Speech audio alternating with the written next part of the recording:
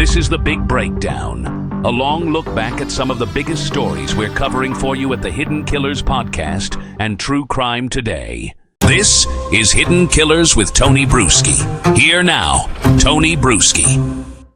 Bryan Kohberger is in prison, but what we've just learned from newly unsealed documents changes how we understand the case entirely. He didn't just commit a horrific crime, he built up to it. Surveillance of the victim's house weeks before the murders. A break-in in Pullman a year earlier with eerie similarities, but was it him? And a glove box containing women's ID cards. Disturbing Tinder chats, police scanner searches hours before the attack, and chilling silence ever since. This was not random. It was methodical. And it was missed.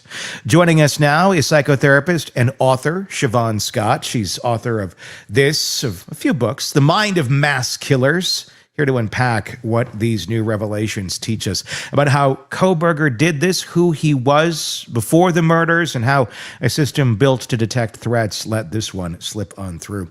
So, Siobhan, let's start right there. Based on your research into mass killers, what does Kohberger's pattern here of surveillance and control suggest about his psychological profile leading up to the murders itself? Yeah, none of this newly revealed information surprises me at all. In fact, it's exactly the MO of a sexual domination serial killer. Mm-hmm. So I would have been surprised if this kind of stuff wasn't going on. And it's very common. These guys are fantasy driven. And there's always a buildup. They never commit a murder like this just, get up one day and I'm going to get a big knife and go kill people. It's always years of these kinds of bizarre fantasies about sexual violence. And the stalking, surveillance, that's also classic, because if you have somebody who's obsessive, methodical, doesn't want to get caught, going into this with a lot of rehearsal, they want to understand their target, their victim, and they do their homework, they do their research. It's also, as far as the burglary, they often commit practice crimes before then. And we're going to get into that in just a little bit. I want to talk about what's something that struck me here, the fantasy driven. Because when you look at a large chunk of the young male population going right into adulthood, they seem to live in a fantasy land. A lot of it driven by video games. Not everyone, but I'd say a hell of a lot higher number than there used to be. Mm-hmm. And there's nothing wrong with having a fantasy life or having, in a healthy sort of way with clear boundaries and understanding the difference between reality and fantasy. But I'm curious to get your thoughts on that. And I don't know what Kohberger's video game habits were, and I'm not trying to blame video games, but my point here being is there's a lot of young men that seem to have and live in somewhat of a fantasy land, and that's been exposed to time and time again once these people get caught. Another one I'm thinking of is Matty Soto's murderer, Stefan Stearns. He was really big into fantasy stuff, talked about it like he was 12, basically, when he spoke to his mom, even after the murders. He's into this, he's into that. I got this card, I got that card. Is this a problem in the way that we're allowing these young men to be brought up in this country, where fantasy becomes just a little too close to reality, and then for some of them, there really is no boundary between the two? That's an interesting supposition. I can't say we have any data on that at this point. The internet and the video games, the way they're immersive, the way they are now, this is all relatively new. And so we're still probably just in the early phases of observing our brains changing from the immersion in virtual worlds. We can definitely say that it causes people who are highly immersed in the virtual world, whether it's video games or, chat rooms or other kinds of things, that they're disengaged more from real life activities and from social activities and physical activities because they're isolated in their bedrooms all the time. And that is not particularly good for people. We know that having a well-connected real life, social life is protective psychologically. The other concern that I have is how I see tremendous problems with what you could call porn addiction with young men. And that troubles me because, you know, I'll see in therapy 30, 35-year-olds who've never gone on a date with a real woman. And they're very sexually active, but it's all on porn sites. And again, then, you know, as would fit with any kind of serial killer, what kind of porn sites are they accessing? And how does this affect a developing young mind when you're talking about an 8-year-old or a 10-year-old or a 12-year-old? You know, when their sexual mapping is occurring, when they're determining their way for seeking gratification, and do they learn then how to relate to real women? How much is AI going to make this worse? where people can literally have any thought that they have in their mind come to reality. Because there's a lot of weird stuff out there. Stuff that is seemingly bordering on like fantasy of people/animal type things going on. And this is kind of going off topic of Kohberger, but since we're kind of going down this road of fantasy and weird ways of thinking and normalizing in very young minds. I mean, in theory, I mean, this can also, this world can you know, open up people, or not open up people's minds, but direct people's minds towards very dark paths at very young ages that would be illegal if acted out, but can now seemingly, you know, be virtually simulated in ways that never existed before. Yeah, I have a lot of concerns about that. There have been different programs over the years, different game-like programs focused on sexuality. There was one created in Japan that the goal of the you know, you played from first-person point of view, and the goal was to rape people. Jesus Christ. Literally. Yeah, and that was in the title of the game. I won't say the whole title of the game, but it had the word rape in it.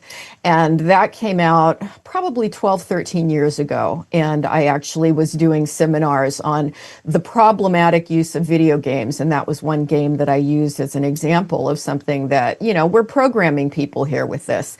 So AI, I know ChatGPT now because I have a friend who was writing a book that had a lot of sexual themes in it, and she was trying to use ChatGPT, and it would pop up and say, I am not allowed to respond to that kind of question. Yeah. And so, you know, they are trying to screen and filter, but what other things are in the future? It's alarming. Yeah. When we've been doing a series on the Devil's Den case, and then discovering the murderer, the alleged murderer, had a history of issues with schools and allegations of predatory type behavior, and using those words. Oh my God, the amount of heck we went through with ChatGPT just to try and get answers was hellish, because it's like, bad word. It's like, in context. Exactly. We're learning. And you say, it's a news story. Oh, okay.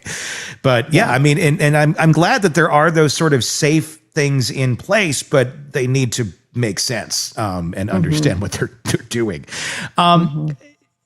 We know that he searched the police scanner and websites before the attack. I mean, how does that fit within the behavior of someone escalating towards a mass killing when he's prepping this stuff? What would be the police scanner end of things? That's kind of, I guess you'd think it's a little bit old school to a young person, but obviously he's listening in and probably trying to look at response times and such. What's your thoughts on all that?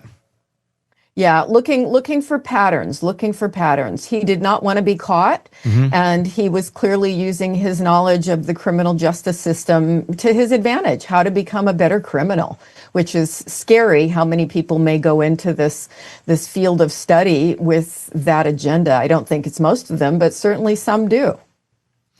Without a doubt. The ID cards were another thing that really came up here. And this is something that early on we had heard rumors about, that there were ID cards found in a glove box. It was never fully confirmed. It was kind of through channels here and there. Well, it's real. There were ID cards. And just as it was relayed back then, they weren't of the victims in the house. They were of other people.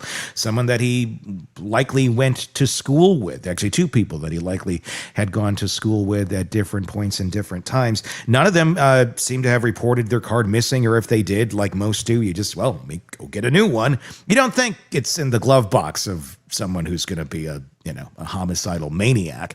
But let's talk about that. The ID cards. These are people that are alive. They don't have anything to report on Kohberger in terms of predatory behavior, at least not that we know of. What is going on here with that, with just having these cards, although they're not his victims? One of my terms I go back to all the time is associational cues. And this is some kind of object. We all use associational cues, hopefully in positive ways. But, when we put up a picture of our kids or our spouse on our desk, it's because it makes us have emotions that we feel close to them in response to this tangible object. And so to me, the ID cards speak of the desire to possess the object, the person, and to have a sense of control and power. And if you look at the symbology of your ID cards, there's almost this little element of I own you, I possess you, I've got you. And certainly it fed his fantasy life, which is really troubling. I don't think there's ever really a great excuse for having someone else's ID card in your possession in any way, shape, or form. Unless they're like, here, hold this for me while I go on the water slides. That's about it. It's like, I'm holding them for the water slides. They forgot them. That's not, I'm sure, what this was whatsoever. Let's go back to the fantasy life a little bit. I want to talk about that. I mean, how central is a fantasy life in the development of mass killers? I mean, not just Kohberger. We don't know a ton about what was going on in that fantasy world of his. But when you dig into these people as a whole, obviously there's the fantasy, the perverse fantasies that they're having. But is there a wider world of fantasy within people like this typically? One that doesn't maybe even go to the aspect of violence or horrible behavior? Is it kind of an atmosphere that they live in, and that's just one of the many facets of it? That's a good question. And the thing that I can say we definitely know is they have fantasies of wanting to be famous, grandiose ideas about themselves. Do they have fantasies out, for a sexual domination killer, do they have fantasies outside of the urge to be famous? And of course, their violent fantasies about murder and rape and all these other things. I don't think we have data on that. It's a good question. To what extent do they live in an alternate reality or in their own world? I think that's one we'll have to look into more. I mean, it does make you wonder. It would make it, I guess, maybe easier to fall in and out of more extreme fantasies if you're already living at a certain level there. Kohberger also allegedly sent a Tinder message asking about the worst way to die. Not exactly what I think a lot of people would be communicating through Tinder. I mean, I don't know, maybe if you get in a weird conversation or something, but this doesn't seem like it was that. More like, hey, how's your day? What's the worst way to die? Just kind of little out there. What does that tell you about his interactions or his skill at interacting with others through something like that? Yeah, you could sure say that was leakage, somebody who's like saying these things about their inner world that the rest of us would go, that's kind of odd, that's different.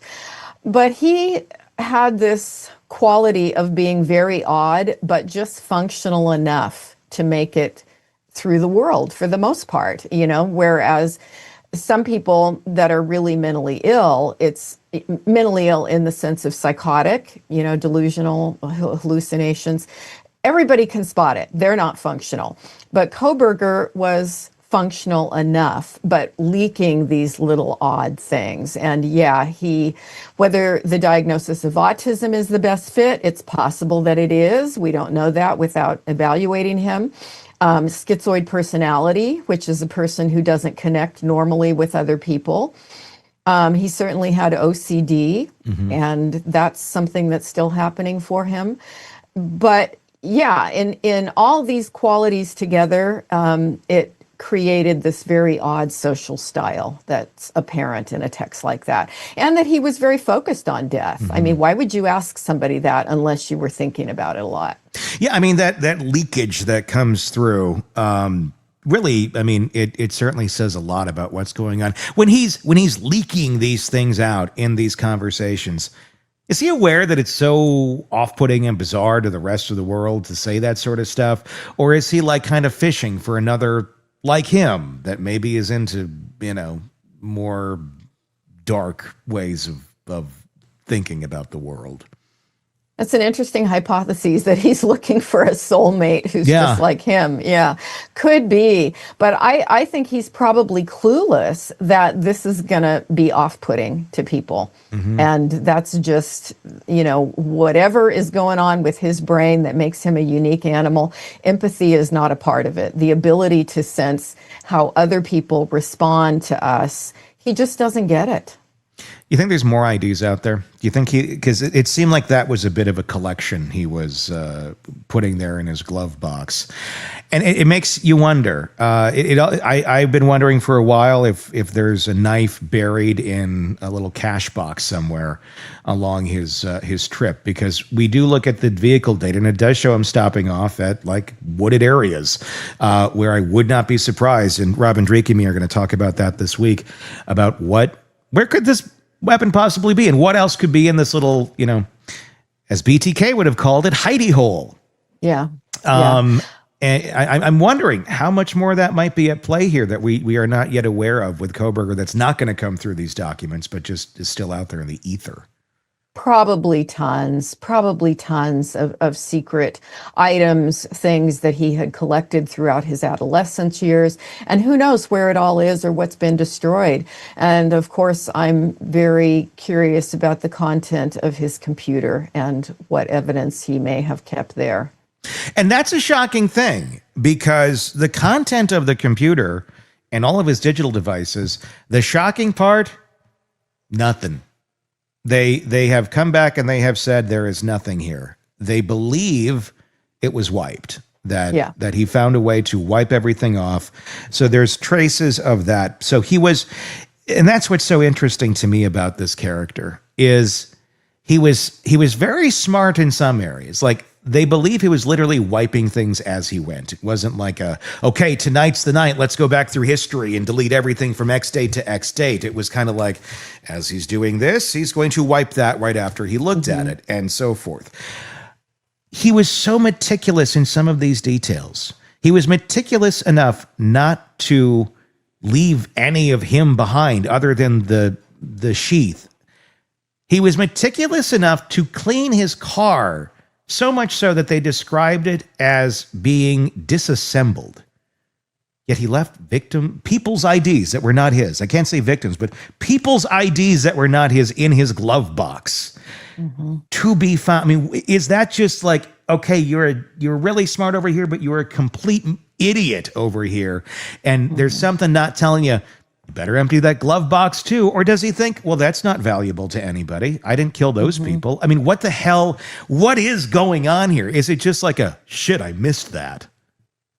I think you're seeing maybe an aspect of his OCD, that he honed in on certain kinds of things. Obviously, he was very aware of DNA and blood and that kind of evidence.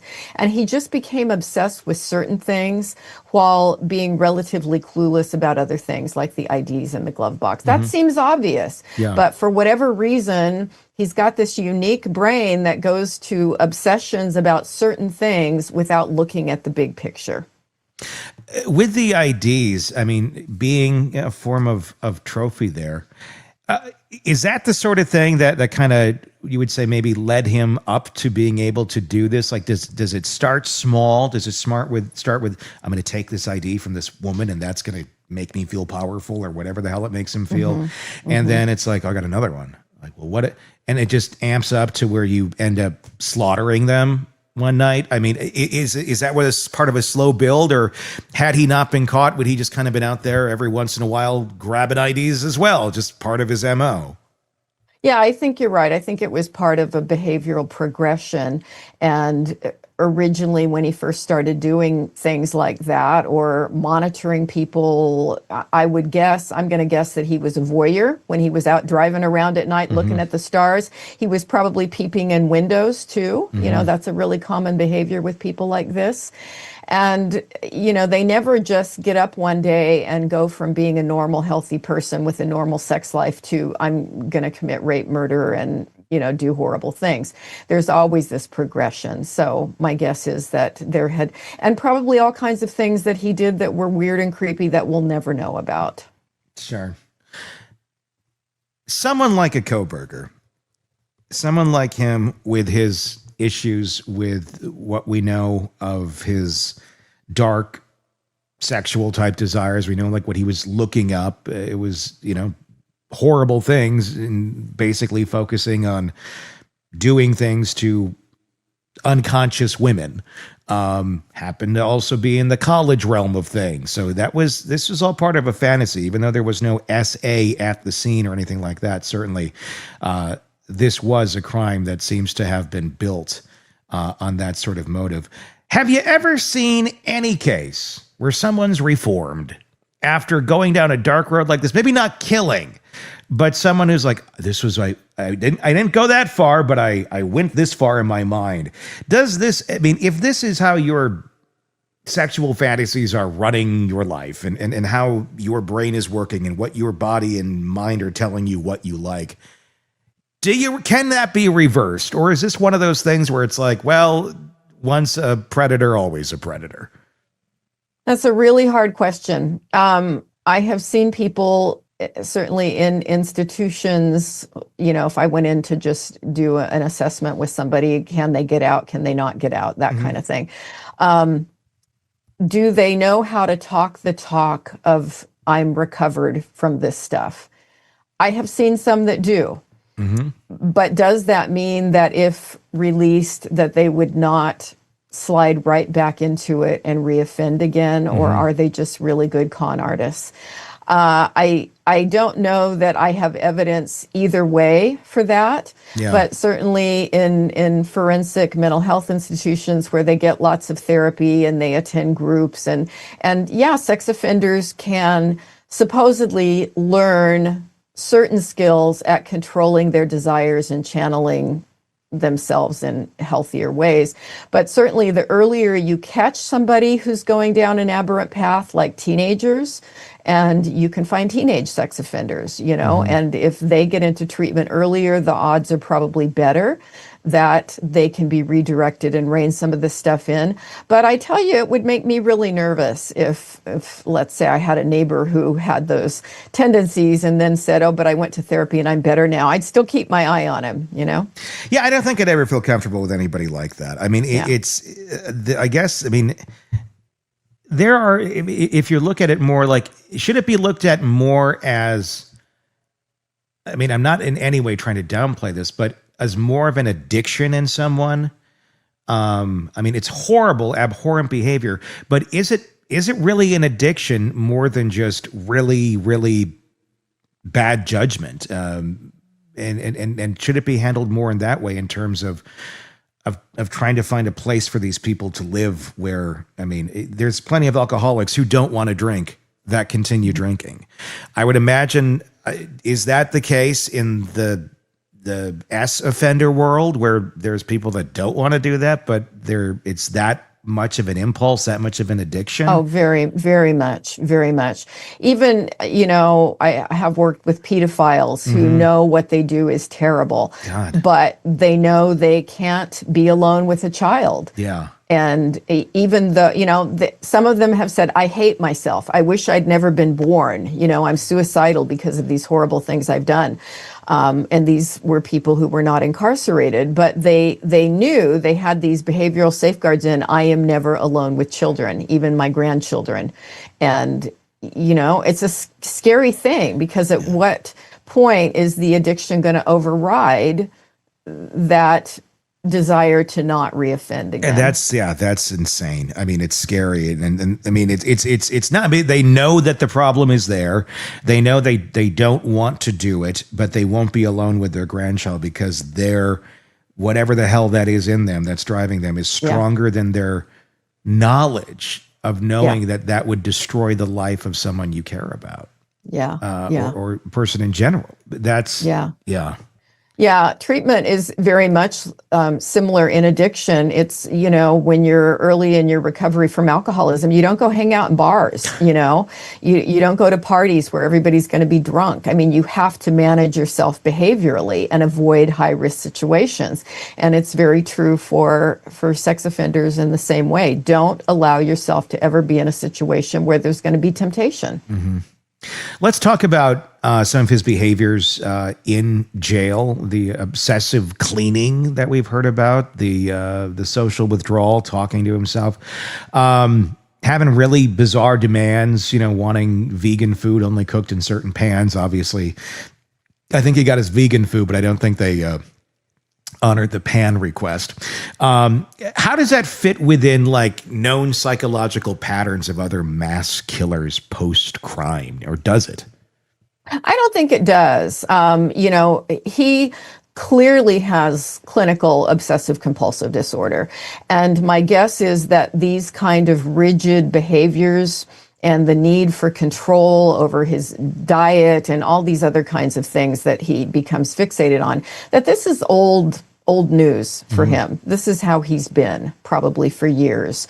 And when he's under stress, it may intensify, it may get a bit worse, and clearly being incarcerated is going to be stressful for anybody. And so there may be an amplification of these symptoms, but this is part of his OCD.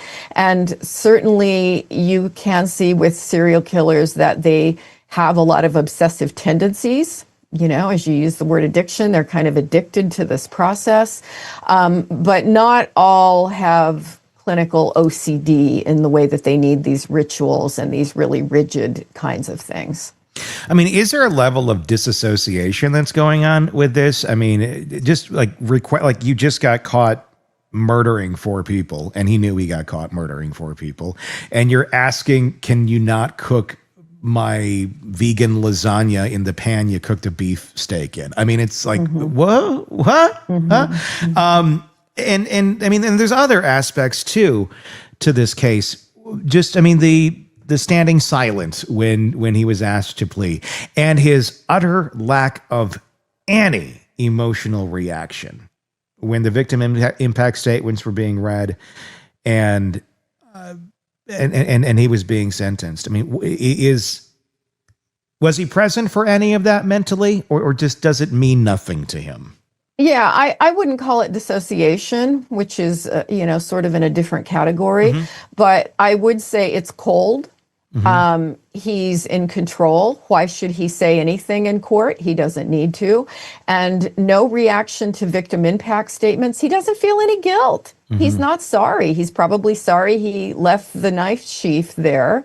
But if this was a guy with empathy, he wouldn't have murdered 4 people in a brutal way like this for no reason that would make sense to the rest of the world. This is a guy who has no moral compass. He operates very differently in the world from the rest of us. So all these things are things I would expect. I want to talk about his pre-crime behavior a bit, because there's a lot of it. I mean, when we're looking at the full scope of his pre-crime behavior, whether that be from the stalking of the house to the ID cards. But if we go back even further, we go back to the time where, he stole his sister's cell phone and then tried to sell it for allegedly, heroin money at the local mall kiosk. With that having been his action, his dad turned him in to the police for it. He got a slap on the wrist. But is there more? Obviously, I think Kohberger's parents probably did the best they could with the knowledge that they had. I don't have a lot to criticize them about. But in the future, I mean, you got that sort of thing going on with your own kid and your own household that seems to have no emotional reaction to doing something like that hurts a close loved one, what do you do in that case as a parent or as a sibling that, okay, he did this. He doesn't seem to show any remorse for it. I mean, it's not the end of the world, but it's also like, the hell's wrong with this guy? Mm-hmm. Mm-hmm. Yeah, you stay grounded in reality that you have a very different sort of kid. And I would tell parents, when they're struggling with what's normal, what's not normal, how do I cope with this? What kind of discipline do we implement? Parents need to go to therapy, not because they're doing anything wrong or that there's anything wrong with them, but they need some professional help on how do we cope with this, because every case is going to be unique. So there's not a formula. But definitely they did the right thing by calling law enforcement and reporting it, because when your kids do something that's, antisocial, it's harming someone else, they need to have consequences, and they need to have consequences both inside the family and outside of the family. And so they did the right thing. Yeah, I don't see that they did anything wrong with this guy, but there are just certain things, people like this are very, very secretive. And I guarantee you his family had no idea of his dark fantasies because he didn't talk about it. He didn't let them know. And even if if they had put him in therapy, which of course I say is always a good idea, but he wouldn't have told the therapist any of that either. Mm-hmm. So when we look at how could people intervene, it's really tough with this kind of person because of their secretiveness. Well, and also, he's someone who consequences don't really seem to matter to him, Exactly. or only certain things do. Only certain things would trigger someone like him to seemingly get some sort of reaction out of him. So stealing his sister's phone, being caught with it, I don't think he cared. Yeah. There seemed to be a lot of things that just, even if it was socially wrong and he knew it, he didn't really care, even if he was caught. So how do you get through to somebody like that? Especially, I mean, that so many parents, I think, in this situation where they get a kid that's, it's out there, and the clinical term "out there" as I'm using, but he's just someone who can't seem to be reached, I think, is how I would think of it as a parent. I can't get through to him. I can't, no matter what, this is not working. It did seem during the testimony, during the victim impact statements, that dissing him like he was a high school freshman, that didn't fit in, seemed to make an impact on him when Olivia Gonzalez went up there and just eviscerated him like a mean girl. And I thought it was wonderful because it seemed to actually strike a bit of a nerve. But other than that, I mean, these people seem to have very bizarre places where they are triggered to get a reaction that is negative and visceral that they actually feel. Yeah, I think what you saw there is the narcissism with, how dare they insult me because I really am superior over everyone else. And so you'd get a little bit of a that would feel like a sting to him. But the psychopathy, that's really a brain difference. So he's got a lot of things about him. He came out of the chute with a different kind of brain. But they really don't learn from punishment. And that's one of the key factors of the personality is they don't feel the same fear that normal people feel, which is why they'll do these really risky things that most people would just not ever do, They don't have empathy, and they don't learn from punishment. So if you're raising a psychopathic kid, man, that's tough, because all the things that work with your other kids don't work with them. Not every, maybe I'm wrong. I'm going to say not every psychopath turns out to go and kill or be a complete menace to society. I'm sure they leave a wake of destruction, but how do they learn then? How, if punishment doesn't make them learn, and I mean, what does tell them when something is bad and you shouldn't be doing this, that actually works and makes them not want to do it? Some of them learn very early on that life just goes better for them when they don't break the law, and they're the people that go into politics and the legal profession. They become ministers. Well, that's comforting. Yeah, and so definitely not all psychopaths take the road of violence. They just don't need to, because they find ways to manipulate other people and succeed and make money without becoming violent. But it's really interesting why some seem to pick that up, that life is going to go better for me if I don't break the law. And others don't. And you can throw in, there are some probably other elements like sadism, and we see that with some people. And when with mass killers, you certainly see sadistic qualities where they actually get a sense of pleasure from harming others. And I guess you could say there are psychopaths who don't really care about others, but they're not sadistic. Mm-hmm. And that's another variable. So many variables with this personality stuff. It's fascinating. It is. And I think that's the real problem, because we like to tightly wrap a problem. Let's fix it. Let's put it in this box, and here we go. There's the solution. And there really isn't a solution to this. I mean, if you want to go into like dystopian type society, I mean, would there ever be a way to mark this type of behavior? I mean, without some sort of infraction, I mean, it's one of the things we've been talking about when we've been discussing passing the trash with educators from district to district, and things being reported but never getting to a criminal level, and it just never follows them. It never goes anywhere.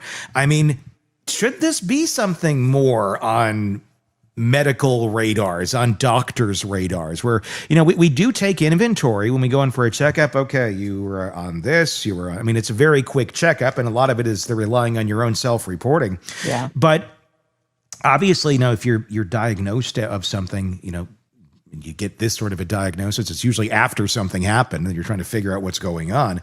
But should there be more that we do in terms of looking and understanding people psychologically, just as we do physically, to parse out these sort of things earlier on and identify if they're actually there, and then take routes of, okay, this is how this person thinks, this is how we should help them navigate life, and hopefully they won't go into the serial killer route, but they're pretty apt to if we don't do something. Should there be more of that, just notating from actual professionals, not because of a police visit or a CPS report, just on your checkup? Let's dig into this deeper. Obviously, it costs money. There's a lot of things that would prevent it, but I would think that maybe we could get a better grasp on our society in terms of our mental health if there was a little more concern there. It's a really hard call. If we use Kohberger as a case study, let's say he really fits the criteria for autism. That fits millions and millions and millions of people now. And, do we do a pretty good job at screening for that, for neurodivergence? I think certainly pediatricians look for it now. Mm-hmm. But were there any signs? Were there signs of OCD? Yes, but that fits millions and millions of people too. Yeah, like you got to keep digging. Like we have our surface level, like it's autism, it's a spectrum, it covers everything. You know, and then we got the OCD. Okay, that's still fairly surface level when we're talking about how deep this goes. I guess my point is, do we need to find a way to dig deeper into this? And I'm wondering if technology will help us find ways of doing this more than just the doctor's got his pad or he's just typing on there, what's going on here? Okay, I got my next one in 5 minutes. I got to get you in and out. I'm just wondering if we're going to have ways to detect this sort of thing, maybe through some sort of AI that can see things and understand things and little minute things that the average doctor just doesn't pick up on because they're doing 50 other things. I don't see any way a doctor. I mean, they've got 15 minutes, preferably 10, and they're going to hit the big milestones. Yeah. And do they even have time to screen? This was something I was reading in a medical journal this week. Do they have time to really screen every teenager they see for substance abuse? And we're saying they need to do that. And it's like, do they have time to go into their sexuality? And are they having sex? And are they using protection? I mean, I mean, you'd need a 2-hour doctor appointment, to do that kind of deep assessment. And what are their sexual fantasies, which they're not going to talk about, even if asked. So I don't see any practical way that we can do more in the healthcare system other than look for, one of the big red flags for people who are psychopathic is, as children, do they hurt animals? And so if a parent came in saying my kid has this kind of behavioral problem, I would think even at this point, they're going to get referred to a therapist by a medical doctor. And then a therapist is hopefully going to tune in more on these other areas of concern. And is this a kid we need to watch more closely? But yeah, I think we're a long way away from scanning everybody's brain in childhood, and there are brain differences in psychopaths that can be observed. I think the research is still fairly young on this, but there are speculations about the brain differences that can be seen on fMRI. But that's not something, I think the civil rights people would be all over it if you're trying to say, we're going to take everybody and scan your brains now. I know, it's insane. But it's like what, we do seem to have some ways that we could do it, but it would violate some privacy rights, and it would change. I wouldn't say I'm going to say change. It would change the way we do some things. The same as it would change some things if mandatory reporting actually meant mandatory reporting. It would function better. But there's always, there's always the reasons. There's always the things that would put a hindrance to any of those things following through, and they're logical. They're valid. At the end of the day, we're dealing with every human being who is dramatically different and trying to keep the bad ones out of the good flock. Siobhan's, it's hard. And when you look at like the Devil's Den case, I mean, I'm sure there were people, I would guess, in the school system where there were complaints about him that would like to have been able to pass that information on, but they were prohibited by legal restraints on how much they can share. I know one of the government systems I used to work in, that when they were screening new applicants, they could ask like 1 or 2 questions, and that's all they were allowed to ask. They weren't allowed to ask any further background information, which is unfortunate because I think there were people that got in as employees that probably should have been screened out, but there were all these legal requirements about how much information they could request. And they know how to work those systems. They know how to just get far enough to either check the box if they want it checked or not have it checked, and keep on moving. And that's been the way they've survived for so long. This is Hidden Killers with Tony Bruschi. Here now, Tony Bruschi. You hear the term masked intruder and knife, and your imagination races faster than a fingerprint dries. But investigations don't sprint on fear. They methodically walk. The Pullman break-in is exactly the kind of moment. Small, frightening, ripe for wild speculation, especially when later a suspect appears in the same orbit of time and space, whose name happens to be Bryan Kohberger, who's suspected at the moment of killing 4 Idaho students, 3 of which are college girls, one of them's boyfriend, in a house late at night. Similar to this other break-in, which happened months before these crimes. You're going to ask questions. They did ask questions. They looked at Kohberger. And there's a lot of speculation out there online about, was it him? Was that his dry run? And it's fair to ask the question, but it's important to also align that question with reality.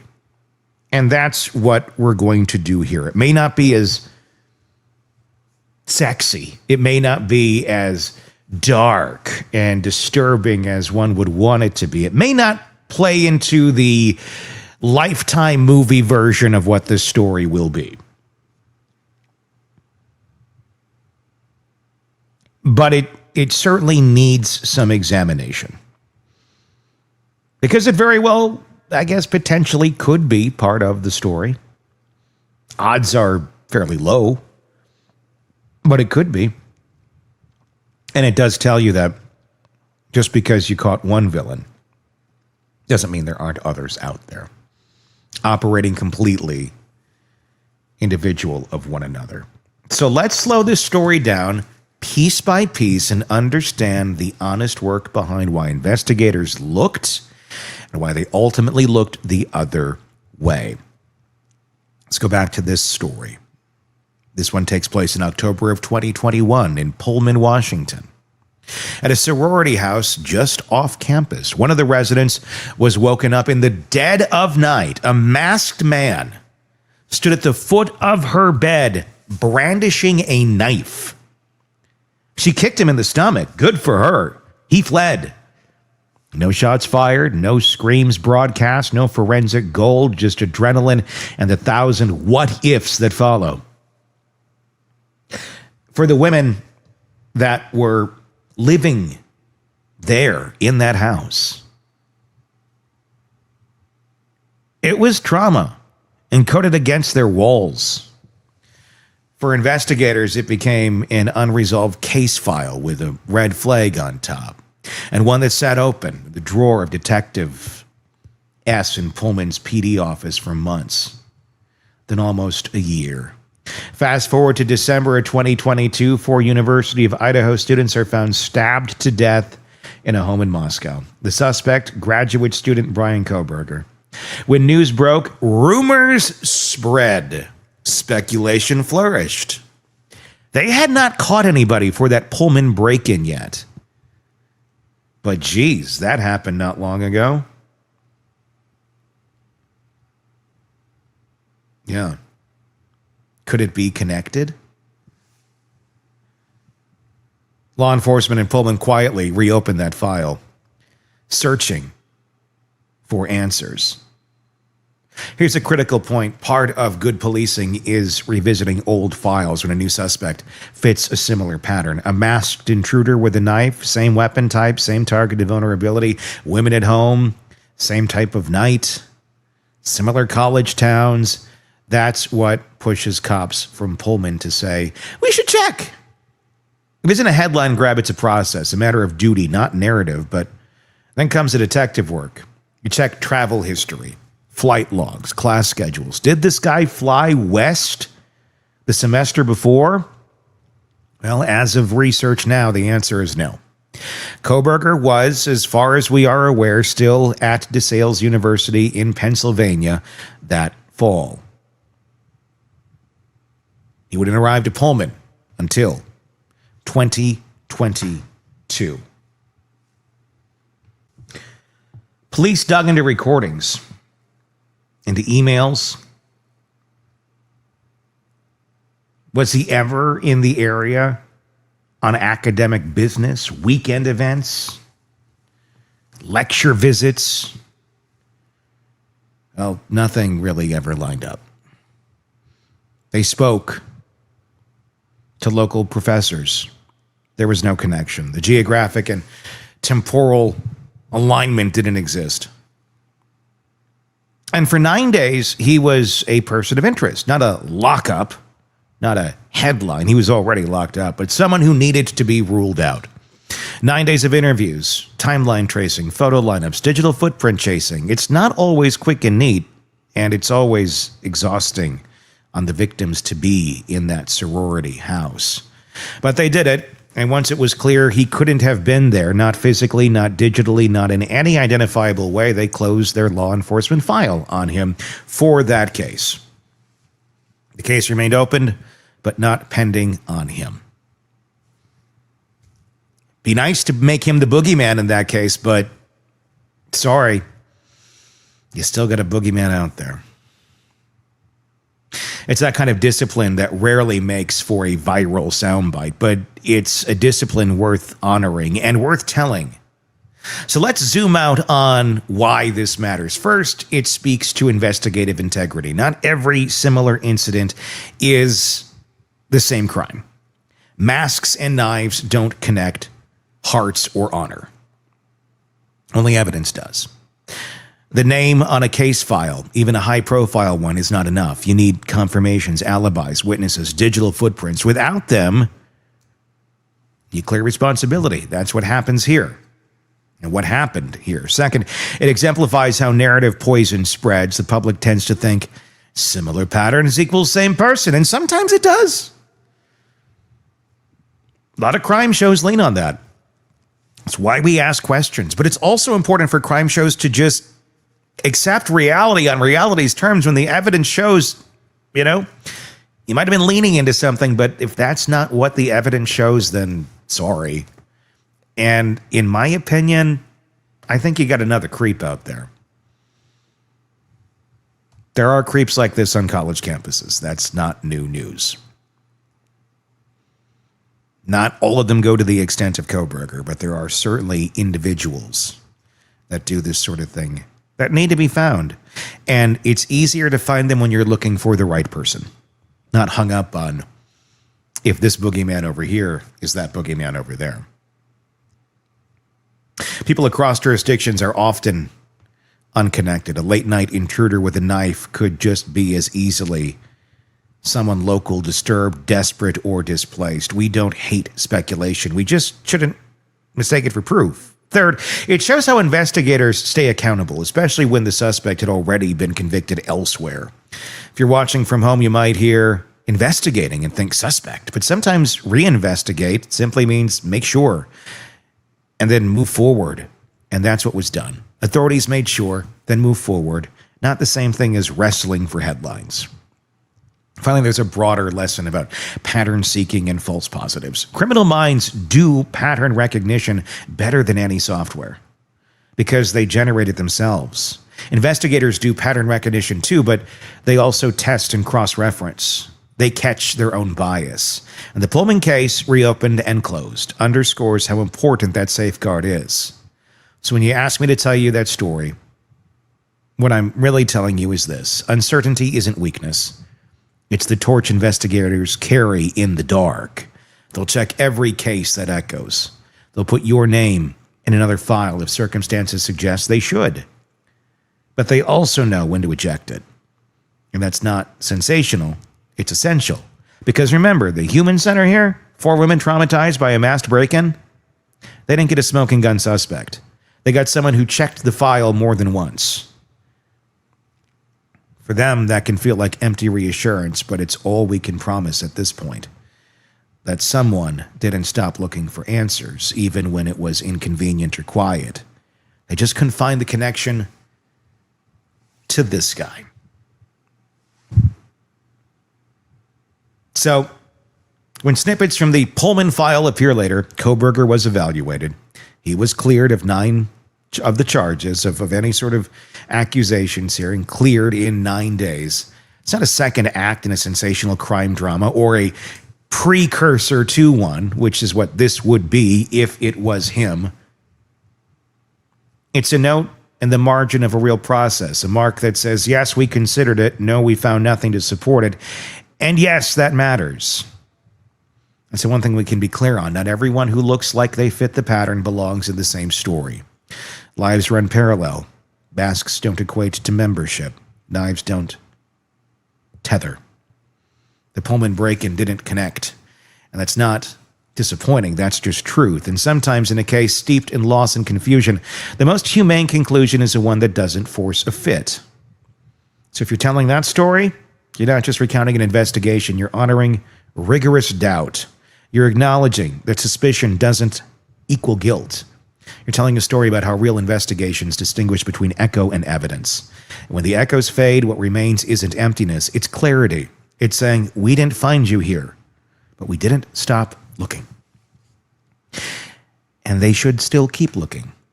Unfortunately, this many years ago, a masked man showing up in a house and a knife, getting kicked in the chest and running away. The odds of figuring out who that are, or who that is, are not that great.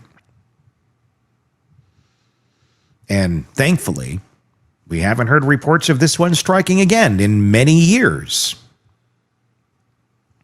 Was that a one and done? Was it Kohberger? Well, there's no 100% absolutes in this world. But this one, if you really look at the evidence, I don't think it was him. I really don't.